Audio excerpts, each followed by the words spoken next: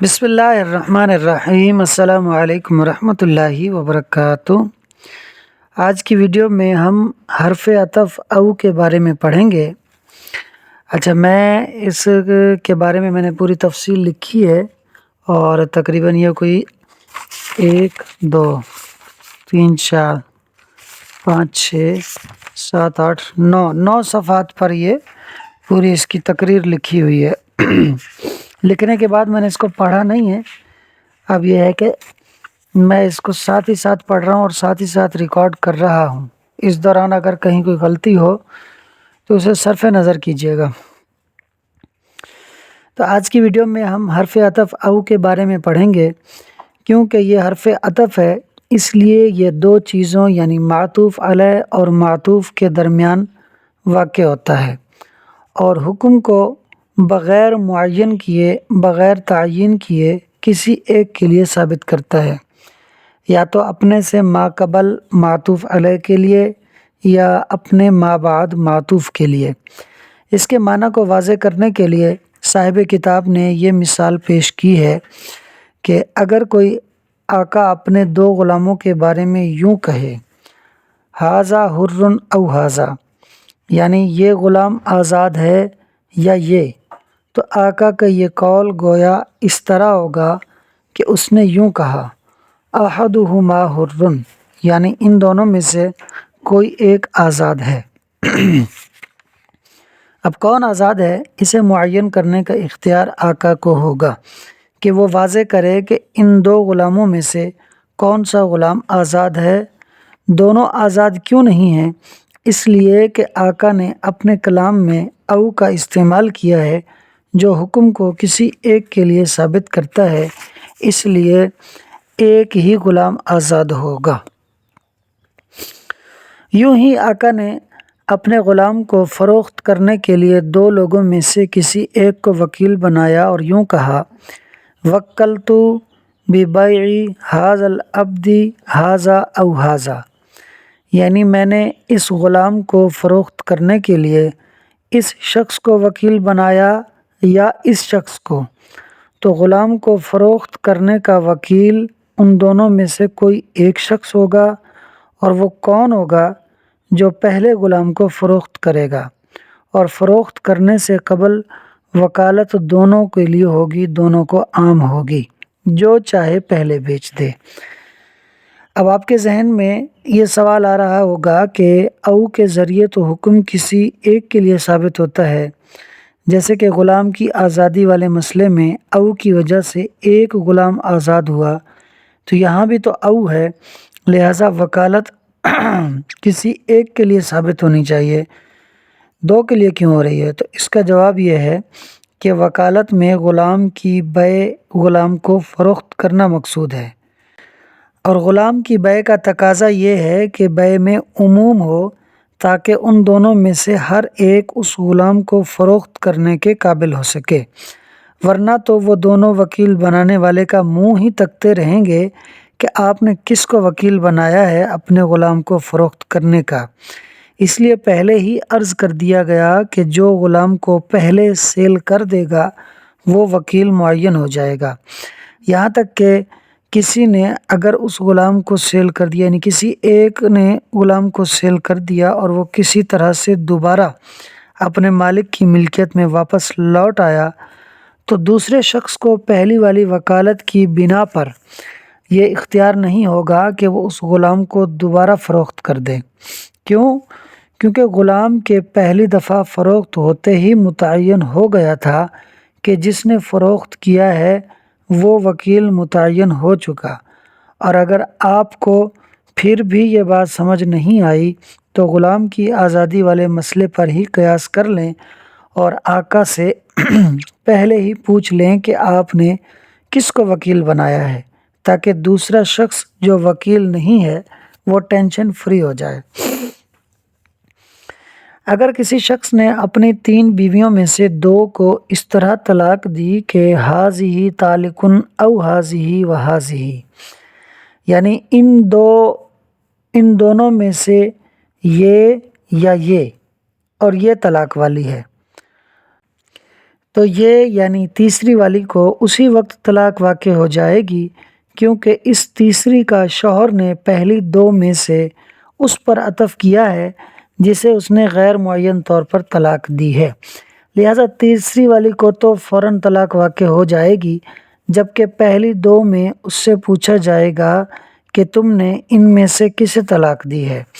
اور پھر جس کے بارے میں وہ بتائے گا اسے بھی طلاق واقع ہو جائے گی۔ یوں اس کی 3 بیویوں میں سے ایک باقی رہ جائے گی اور 2 کو طلاق ہو جائے گی۔ اور اس کا یہ قول حاذہ طالقن حاذہ و حاذہ، گویا اس طرح ہوگا کہ احداکما طالقن و حاذہ، یعنی تم دونوں میں سے ایک کو اور اس تیسری کو طلاق ہے۔ طلاق کے مسئلے پر قیاس کرتے ہوئے امام ظفر علیہ الرحمہ نے فرمایا کہ اگر کسی نے یوں کہا لا اکلم ھذا او ھذا و ھذا، یعنی میں اس سے یا اس سے اور اس تیسرے سے کلام نہیں کروں گا، تو گویا اس نے یوں کہا کہ لا اکلم احد ھذین و ھذا، یعنی میں ان دونوں میں سے کسی ایک سے اور اس تیسرے سے کلام نہیں کروں گا، لہٰذا جب تک وہ پہلے دو میں سے کسی ایک سے اور تیسرے سے کلام نہیں کرے گا اس کی قسم نہیں ٹوٹے گی۔ یعنی اگر پہلے دو میں سے کسی ایک سے کلام کرتا ہے اور تیسرے سے نہیں کرتا، یا صرف تیسرے سے کلام کرتا ہے اور پہلے دو میں سے کسی سے کلام نہیں کرتا، تو اس کی قسم نہیں ٹوٹے گی۔ جبکہ ہمارے یعنی علماء احناف کے نزدیک اگر اس نے پہلے دو میں سے صرف پہلے سے کلام کر لیا تو بھی اس کی قسم ٹوٹ جائے گی، اور اگر پہلے سے کلام نہیں کرتا، آخری دو سے کلام کرتا ہے تو بھی اس کی قسم ٹوٹ جائے گی۔ ہے نا عجیب بات؟ لیکن گھبرائیے نہیں، ابھی سمجھتے ہیں۔ نحو کا ایک اصول ہے کہ نکرہ تحت النفی عموم کا فائدہ دیتا ہے، جیسے لا رجل فی الدار میں رجل اسم نکرہ ہے جو کہ لا حرف نفی کے تحت واقع ہے، لہذا عموم کا فائدہ حاصل ہوگا، اور معنی یہ ہوگا کہ گھر میں کوئی مرد نہیں ہے، کوئی ایک مرد بھی نہیں ہے، مطلب کہ مرد نام کی کوئی چیز گھر میں ہے ہی نہیں، یعنی ہر وہ انسان کہ جس پر مرد کا لفظ بولا جا سکتا ہو وہ گھر پر نہیں ہے۔ اب دیکھیے کہ نکرہ رجل نے لا یعنی تحت النفی ہونے کی وجہ سے عموم کا فائدہ دے دیا اور گھر میں سے تمام مردوں کی نفی کر دی۔ اب آئیے احناف کے موقف کی طرف۔ احناف فرماتے ہیں کہ جب اس نے کہا کہ لا اکلم ھذا او ھذا، تو او کی وجہ سے دونوں غیر معین ہو گئے، یعنی دونوں ھذا غیر معین ہو گئے، اور غیر معین ہی کو نکرہ کہتے ہیں، کیونکہ نکرہ کی تعریف یہ ہے کہ وہ اسم جو کسی غیر معین یعنی عام شخص، چیز یا جگہ پر دلالت کرے، جیسے رجل سے عام مرد مراد ہے۔ اور معرفہ کی تعریف یہ ہے کہ وہ اسم جو کسی خاص شخص، چیز یا جگہ پر دلالت کرے، جیسے زید، کہ اس سے خاص طور پر زید کی ذات مراد ہے۔ تو او کی وجہ سے او سے پہلے اور بعد والا ھذا یہ دونوں غیر معین ہو گئے یعنی نکرہ ہو گئے، اور دونوں ہی لا اکلم نفی کے تحت داخل ہیں، اور نکرہ تحت النفی عموم کا فائدہ دیتا ہے، لہذا لا اکلم دونوں ھذا کو عام ہو جائے گا، یعنی کلام یوں بن جائے گا کہ لا اکلم ھذا ولا ھذا، یعنی میں اس سے اور اس سے کلام نہیں کروں گا، یعنی دونوں سے کلام نہیں کروں گا۔ پھر اس نے حرف عطف واو کے ذریعے تیسرے ھذا کا اضافہ کیا کہ لا اکلم ھذا ولا ھذا و ھذا، یعنی میں اس سے اور اس سے کلام نہیں کروں گا اور اس سے یعنی تیسرے والے سے کلام نہیں کروں گا۔ تو گویا اس نے تیسرے والے ھذا کو واو کے ذریعے دوسرے والے لا ھذا کے ساتھ جمع کر دیا، تو کلام یوں بن گیا کہ لا اکلم ھذا ولا ھذین، یعنی میں اس سے اور ان دونوں سے کلام نہیں کروں گا۔ تو اب اگر وہ صرف پہلے والے سے کلام کرتا ہے تو بھی قسم ٹوٹتی ہے، اور اگر آخری دو سے کلام کرتا ہے تو بھی قسم ٹوٹتی ہے۔ بس ایک صورت بچتی ہے کہ آخری دونوں میں سے کسی ایک سے کلام کرے اور دوسرے سے نہ کرے تو قسم نہیں ٹوٹے گی۔ یوں ہی اگر آقا نے کسی کو غلام کی بیع کا یعنی فروخت کرنے کا وکیل بناتے ہوئے یوں کہا کہ بیع ھذا العبد او ہاذا یعنی تو اسے بیچ دے یا اسے، تو وکیل کو او کی وجہ سے اختیار ہوگا کہ وہ ان دونوں غلاموں میں سے جسے چاہے بیچ دے۔ پھر جب وہ کسی ایک کو بیچ دے گا تو وکالت مکمل ہو جائے گی اور پھر وہ دوسرے غلام کو نہیں بیچے گا کہ اسے اختیار باقی نہیں رہے گا۔ اسی طرح اگر کسی نے غیر معین مہر پر نکاح کیا، اس طرح کہ اس نے کہا کہ تزوجت علی ھذا او ھذا او علی ھذا، یعنی میں نے اس مہر پر یا اس مہر پر نکاح کیا، تو اصول کے مطابق تو او کے معنی کی وجہ سے کسی بھی ایک مہر پر نکاح ہو جانا چاہیے، اور کون سا مہر وہ دے گا یہ پوچھ لینا چاہیے۔ لیکن نکاح میں اصول یہ ہے کہ جب کسی عورت کا مہر مقرر نہیں کیا جاتا تو اس کے لیے مہر مثل ہوتا ہے، تو جب اس شخص نے او کے ذریعے دو مہر ذکر کیے تو او کی وجہ سے دونوں ہی غیر معین ہو گئے، یعنی مہر مقرر نہیں ہوا، تو اب اسے مہر کو بیان کرنے کا اختیار نہیں دیا جائے گا، بلکہ دونوں میں سے جو مہر مثلی کے مشابہ ہوگا وہ ہی مہر مقرر ہو جائے گا۔ جیسے کسی عورت کا مہر مثل 3000 ہے اور شوہر نے 2000 یا 2500 میں سے کسی ایک مہر پر نکاح کیا، تو 2500 کیونکہ 3000 جو کہ مہر مثل ہے اس کے قریب اور مشابہ ہے، لہٰذا 2500 مہر پر نکاح اس کا ہو جائے گا، 2500 مہر مقرر ہو جائے گا۔ اچھا جی، جس طرح دو مہر پر نکاح کرنے سے وہ مہر خود بخود مقرر ہو جاتا ہے جو مہر مثل کے مشابہ ہو،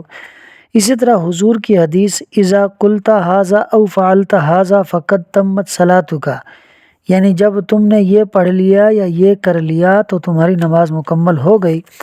اس حدیث پر ہم نے کہا کہ تشہد یعنی التحیات پڑھنا نماز میں شرط یعنی فرض نہیں ہے، کیونکہ حضور نے نماز کی تکمیل کو التحیات پڑھنے یا تشہد میں یعنی التحیات میں بیٹھنے، ان دونوں میں سے کسی ایک پر معلق رکھا ہے، تو پتہ چلا کہ دونوں فرض نہیں ہیں بلکہ کوئی ایک فرض ہے، اور علماء احناف اور شوافی دونوں کا اس بات پر اتفاق ہے کہ تشہد یعنی التحیات پڑھنا فرض نہیں ہے، تو معین ہو گیا کہ تشہد میں بیٹھنا فرض ہے اور التحیات پڑھنا یہ واجب ہے۔ اب او کے بارے میں دو اصول یاد رکھ لیں کہ اگر او منفی کلام میں استعمال ہو تو نفی او کے ما قبل اور ما بعد دونوں کو شامل ہوتی ہے۔ جیسے اگر کسی نے کہا کہ لا اکلم ھذا او ھذا، تو نفی دونوں ھذا کو شامل ہوگی اور کلام یوں بنے گا لا اکلم ھذا ولا ھذا، یعنی میں اس سے کلام نہیں کروں گا اور اس سے کلام نہیں کروں گا، یعنی دونوں سے کلام نہیں کروں گا۔ اور اگر او مثبت کلام میں استعمال ہو تو حکم او کے ما قبل اور ما بعد میں سے کسی ایک کو شامل ہوگا، لیکن متکلم کو بیان کرنے کا اختیار ہوگا کہ حکم کس ایک کو شامل ہے۔ جیسے ایک شخص دوسرے سے کہے کہ خذ ھذا او ذالک، یعنی یا تو یہ لے لے یا وہ لے لے، تو دوسرے شخص کو کوئی ایک چیز لینے کا ہی اختیار ہوگا کہ او مثبت کلام میں واقع ہے۔ دو چیزوں میں سے کسی ایک کے لیے حکم کو بیان کرنے کا اختیار تخییر کہلاتا ہے، اور تخییر کو یہ بات لازم ہے کہ حکم دونوں چیزوں کے لیے مباح یعنی جائز ہو، اسی لیے قسم کے کفارے میں یہ بات جائز ہے کہ کفارہ دینے والے کو یہ اختیار ہے کہ چاہے تو 10 مسکینوں کو کھانا کھلا دے، چاہے تو ان 10 مسکینوں کو کپڑے پہنا دے، یا چاہے تو ایک غلام آزاد کر دے، اور یہ اختیار اس لیے ہے کہ اللہ نے قرآن کریم میں تینوں کفاروں کے درمیان حرف عطف او کو بیان فرمایا ہے جو کہ اختیار کا حق دیتا ہے۔ جیسے اللہ تعالیٰ قرآن کریم کے اندر ارشاد فرماتا ہے فَكَفَّارَتُهُ إِطْعَامُ عَشَرَةِ مَسَاكِينَ،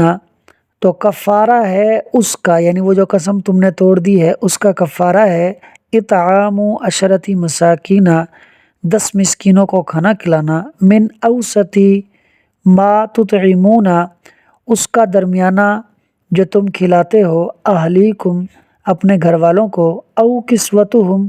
یا پھر ان کو پہنانا، او تحریر رقبۃ یا پھر گردن آزاد کرنا۔ تو دیکھیے یہاں اللہ تعالیٰ نے 3 کفارے بیان کیے اور تینوں کفاروں کے درمیان اللہ تعالیٰ نے حرف عطف او کا استعمال کیا، جو کہ کفارہ دینے والے کے لیے اختیار کو ثابت کرتا ہے کہ اسے اختیار ہے کہ وہ جس چیز سے چاہے کفارہ ادا کر دے۔ اچھا جی، کبھی کبھی او مجازن حتیٰ کے معنی میں بھی استعمال ہوتا ہے، اور یہ اس وقت ہوتا ہے جب او کے ذریعے عطف کرنا درست نہ ہو۔ جیسے آیت کریمہ ہے، اللہ تعالیٰ فرماتا ہے لیس لک من الامر شیء او یتوب علیہم،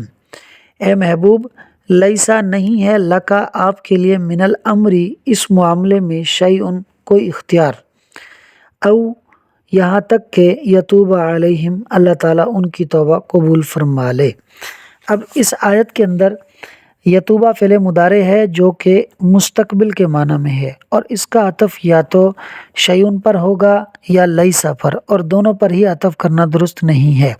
کہ شیئن اسم ہے اور یتوبہ فعل، اور فعل کا اسم پر عطف درست نہیں ہوتا، اور لیسا فعل تو ہے لیکن اس پر بھی عطف کرنا درست نہیں ہے کیونکہ یتوبو یہ فعل مضارع ہے، مستقبل ہے، اور لیسا ماضی ہے، اور مستقبل کا ماضی پر عطف کرنا درست نہیں ہوگا۔ لہٰذا یہاں او مجازن حتیٰ کے معنی میں ہوگا، اور ترجمہ یہ ہوگا کہ اے محبوب اس معاملے میں آپ کو کوئی اختیار نہیں ہے یہاں تک کہ اللہ تعالیٰ ان کی توبہ کو قبول فرما لے۔ اصل میں معاملہ یہ ہوا تھا کہ ایک قبیلے نے نبی پاک صلی اللہ علیہ وسلم سے حفاظ صحابہ کرام کو مانگا تھا کہ ہمیں ایسے صحابہ کرام عطا فرمائیں جو ہمیں دین سکھائیں، تو نبی پاک صلی اللہ علیہ وسلم نے 70 کے قریب صحابہ کرام کو بھیجا تھا، تو ان قبیلے والوں نے قبیلے کے سردار نے دھوکے سے ان 70 صحابہ کرام کو شہید کروا دیا تھا۔ اس پر آپ صلی اللہ علیہ وسلم کو بہت زیادہ رنج و غم ہوا تھا، جس پر آپ ان کے لیے بد دعا فرمانا چاہ رہے تھے، تو اللہ تعالیٰ نے آپ کو ان پر بد دعا کرنے سے منع فرما دیا تھا۔ تو اسی کو اس آیت کے اندر بیان کیا گیا کہ آپ کے لیے اس معاملے میں کوئی اختیار نہیں ہے یہاں تک کہ اللہ تعالیٰ ان کی توبہ کو قبول فرما لے۔ اچھا جی، یوں ہی اگر کسی نے قسم کھائی کہ لا ادخلوا هذه الدار او ادخلوا هذه الدار، تو یہاں بھی او مجازن حتیٰ کے معنی میں ہوگا، کیونکہ عطف کے معنی لینا درست نہیں، کیونکہ عطف کی صورت میں یہ معنی ہوں گے کہ میں اس گھر میں داخل نہیں ہوں گا یا اس گھر میں داخل ہوں گا۔ اب ذرا غور کریں کہ ایک تو ترجمہ عجیب اور بے ڈھنگا سا ہو رہا ہے، اور دوسرا یہ کہ او سے پہلے جملہ منفی ہے اور او کے بعد جملہ مثبت ہے، یوں بھی عطف درست نہیں، لہٰذا او حتیٰ کے معنی میں ہوگا، اور ترجمہ یہ ہوگا کہ میں اس گھر میں داخل نہیں ہوں گا یہاں تک کہ اس دوسرے گھر میں داخل ہو جاؤں۔ تو پہلے گھر میں داخل ہونے کے لیے پہلے اسے دوسرے گھر میں داخل ہونا ضروری ہوگا، اور اگر پہلے ہی وہ پہلے والے گھر میں داخل ہو گیا دوسرے گھر میں داخل ہونے سے پہلے، تو اس کی قسم ٹوٹ جائے گی۔ اسی کی ایک اور مثال ہے کہ اگر کسی نے قرض دار نے مقروض سے کہا کہ لا افارقک او تقضی دینی، یعنی میں تم سے جدا نہیں ہوں گا یہاں تک کہ تو مجھے میرا قرض ادا کر دے، لوٹا دے، تو یہاں بھی او حتیٰ کے معنی میں ہوگا کہ او کے حقیقی معنی لینا درست نہیں۔ کس طرح کہ اگر اس کا ہم ترجمہ کر کے دیکھیں، میں تم سے جدا نہیں ہوں گا یا تو میرا قرض ادا کر دے، تو ترجمہ عجیب سا ہو رہا ہے۔ دوسرا یہ ہے کہ او سے پہلے لا افارقک یہ جملہ منفی ہے، اور او کے بعد تقضی دینی یہ جملہ مثبت ہے، تو یوں بھی عطف کرنا درست نہیں ہے، تو پھر او مجازن حتیٰ ہی کے معنی میں ہوگا۔ اچھا، تو او سے حتیٰ کا معنی کیوں لیا؟ تو یہ علماء اصول فقہ نے ہی اس کا معنی متعین کیا ہے کہ او سے یہاں مجازن حتیٰ ہی کا معنی لیا جائے گا۔ مزید اس کی تفصیل انشاءاللہ بڑی کتب کے اندر پڑھیں گے۔ آئیے اب اسے عبارت اور ترجمے سے حل کر لیتے ہیں۔ فصل یعنی ھذا فصل، یہ فصل ہے۔ او لتناول احد المذکورین، او دو ذکر کردہ چیزوں میں سے کسی ایک کو شامل ہونے کے لیے ہوتا ہے، یعنی کسی ایک کے لیے حکم کو ثابت کرتا ہے۔ ولہذا اسی وجہ سے، یعنی او کسی ایک کے لیے ہوتا ہے، کسی ایک کے لیے حکم کو ثابت کرتا ہے، اسی وجہ سے، اسی بات پر لو کالا اگر کوئی شخص کہے ھذا حر او ھذا، میرا یہ غلام آزاد ہے یا یہ، کانا بمنزلۃ قولہ، تو اس کا یہ قول اس کے اس قول کے مرتبے میں ہوگا احدہما حر، ان دونوں میں سے کوئی ایک آزاد ہے، حتیٰ یہاں تک کہ کانا لہ ولایۃ البیانی، اس کے لیے بیان کرنے کا اختیار ہوگا، اس سے پوچھا جائے گا کہ کون سا غلام آزاد ہے تو اسے بیان کر۔ ولو کالا، اسی طرح اگر کسی شخص نے کہا یا کہے وکلت ببیع حاضل ابدی حاضا او حاضا، میں نے وکیل بنایا اس غلام کی بیع کا اس کو یا اس کو، یعنی اس شخص کو یا اس شخص کو۔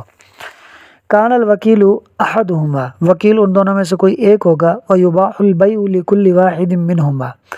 اور بیع ان دونوں میں سے ہر ایک کے لیے جائز ہوگی کہ جو چاہے پہلے بیچ دے۔ ولو باع احدہما، اور اگر ان دونوں میں سے کسی ایک نے بیچ دیا غلام کو، ثم عاد العبد الی ملک الموکل، پھر وہ غلام موکل یعنی وکیل بنانے کی ملکیت میں واپس آ گیا کسی بھی طرح سے، یعنی اس نے اس کو دوبارہ خرید لیا یا کسی نے خرید کر اسے تحفہ دے دیا، کسی بھی طرح سے وہ واپس اپنے موکل کی ملکیت میں آ جاتا ہے۔ لا یکون للآخری، تو دوسرے کو اختیار نہیں ہو، للآخری دوسرے شخص کو اختیار نہیں ہوگا، ان یبیعہ کہ وہ اس کو دوبارہ بیچ دے، کیونکہ جب پہلے وکیل نے بیچ دیا تھا تو وہ متعین ہو گیا تھا کہ وہی وکیل ہے، لہٰذا دوسرے کو اب پہلی وکالت کی بنا پر اختیار نہیں ہوگا۔ ولو قال لثلاث نسوۃ لہ، اور اگر کوئی شخص اپنی 3 بیویوں کے لیے کہے، ہذہ طالق او ہذہ و ہذہ، یہ طلاق والی ہے یا یہ اور یہ، طلقت احدی الاولیین، ان پہلی 2 میں سے کوئی ایک طلاق والی ہو جائے گی، وطلقت الثالثۃ فی الحال، اور تیسری کو طلاق ہو جائے گی فی الحال فوراً، لانعطافہا علی المطلقۃ، اس کے مطلقہ پر، طلاق والی پر معطوف ہونے کی وجہ سے، منہما ان پہلی 2 میں سے، یعنی تیسری والی کو فی الحال طلاق واقع ہو جائے گی پہلی 2 میں سے طلاق یافتہ پر معطوف ہونے کی وجہ سے۔ وَيَكُونُ الْخِيَارُ لِلزَّوْجِ، اور اختیار ہوگا شوہر کے لیے، فی بیان المطلقۃ بینہما، منہما ان دونوں میں سے طلاق یافتہ کو بیان کرنے میں شوہر کو اختیار ہوگا، بمنزلتی، اس کے اس مرتبے میں، ما قالا کہ جو وہ کہے، یعنی اس کا یہ قول ہذہ طالق او ہذہ و ہذہ، تو اس کا یہ قول اس مرتبے میں ہوگا، قالا کہ گویا اس نے کہا احداکما طالق و ہذہ، تم دونوں میں سے کوئی ایک طلاق والی ہے اور یہ طلاق والی ہے،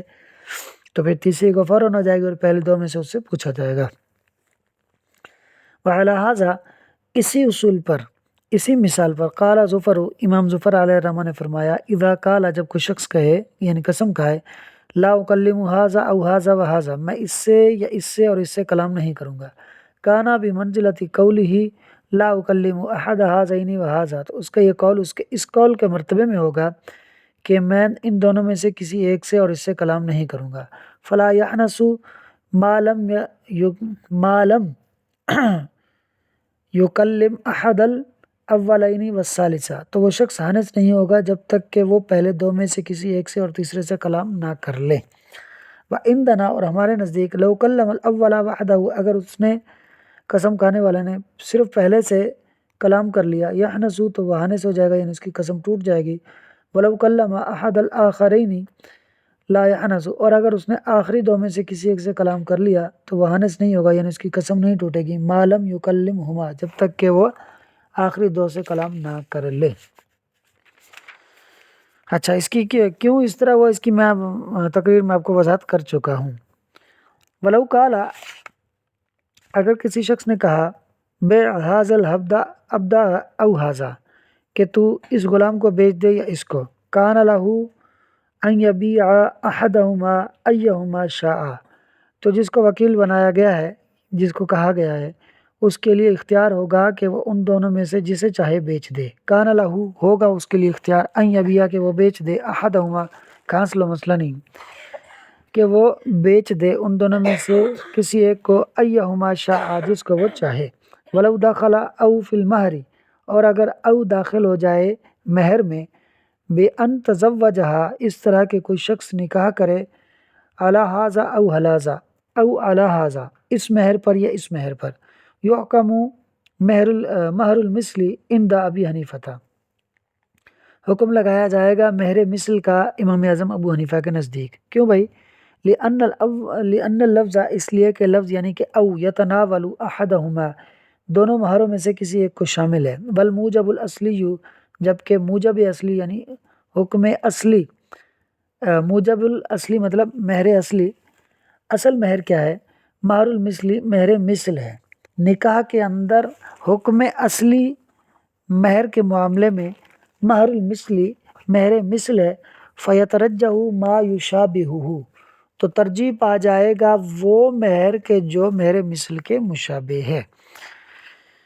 وعلی ھذا قلنا، تو اسی کے اوپر ہم نے کہا، یعنی اس مہر والی مثال پر ہم نے کہا التشہد لیس برکن فی الصلاۃ، تشہد یعنی التحیات پڑھنا یہ نماز میں فرض نہیں ہے۔ کیوں بھائی؟ لأن قولہ علیہ السلام، اس لیے کہ نبی پاک صلی اللہ علیہ وسلم کا فرمان ہے اذا قلت ھذا او فعلت ھذا، جب تم نے یہ کہہ لیا یعنی یہ پڑھ لیا التحیات، یا تم نے یہ کر لیا یعنی التحیات میں بیٹھ گئے، فقط تمت صلاتک، تو تمہاری نماز مکمل ہو گئی۔ اللہ کل اتمام بأحدہما، نبی پاک صلی اللہ علیہ وسلم نے نماز کے تکمیل کو دونوں میں سے کسی ایک پر معلق کیا،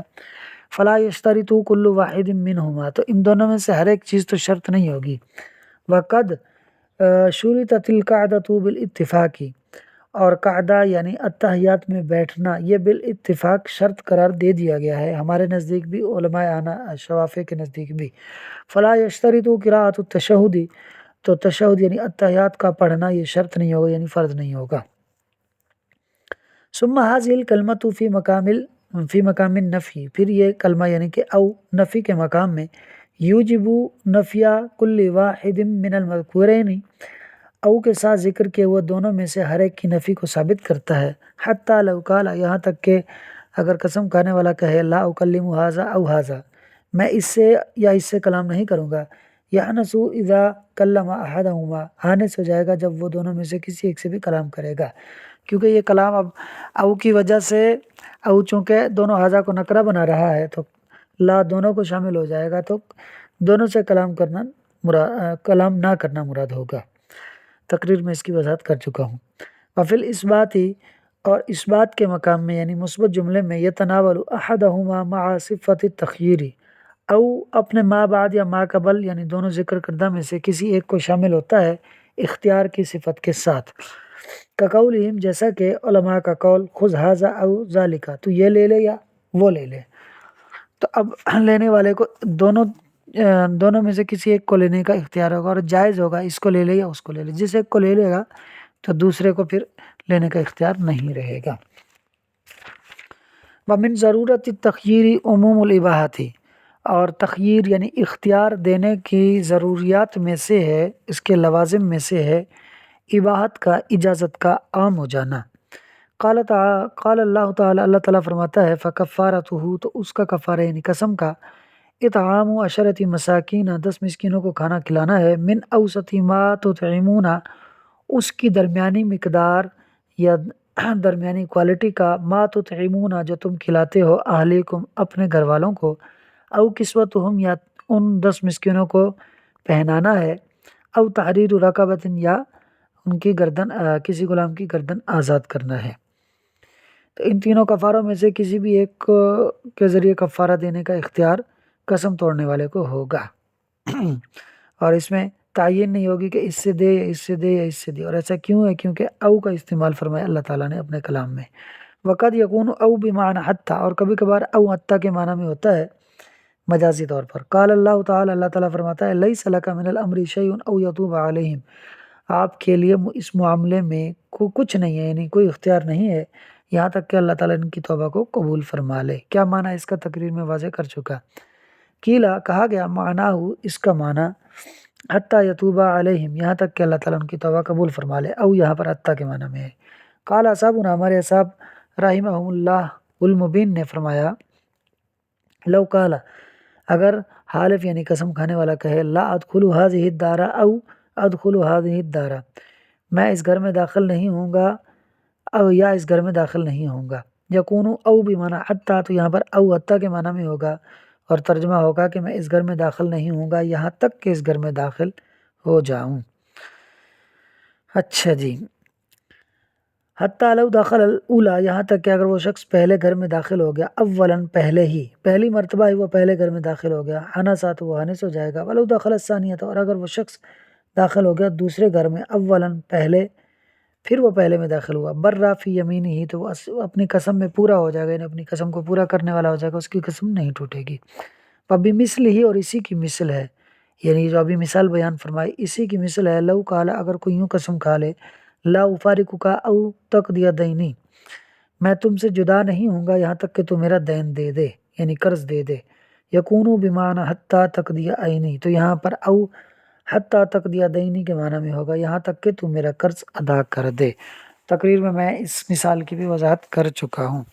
امید ہے کہ آپ کو عبارت، ترجمہ اور تقریر تینوں چیزیں سمجھ میں آ گئی ہوں گی۔ ویڈیو اچھی لگی ہو تو ویڈیو کو لائک اور شیئر کر دیں، اور پرائڈ ایجوکیشن یوٹیوب چینل کو سبسکرائب کر دیں۔ شکریہ۔